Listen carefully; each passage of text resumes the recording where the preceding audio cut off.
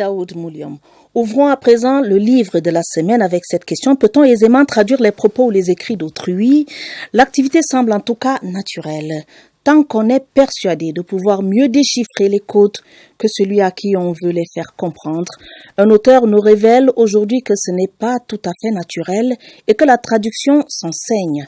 De la sémantique à la traduction est le livre de la semaine lu pour vous et pour nous par Serge Atangana-Bissou.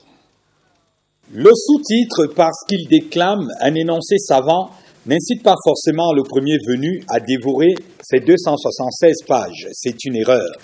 La prosémantico-morphosyntaxique de la traduction signifie simplement que Thomas d'Aquintabi, l'auteur, retourne aux sources de la traduction, ce que signifient les mots, mais aussi les règles de grammaire, les basiques comme les plus compliquées.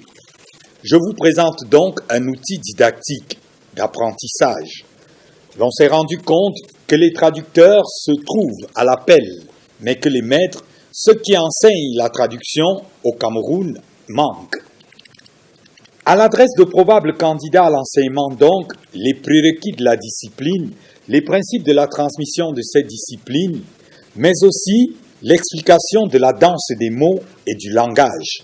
Les mots ont un sens, les phrases une marche, les explications supposées un ou plusieurs présupposés, parfois aussi des sous-entendus.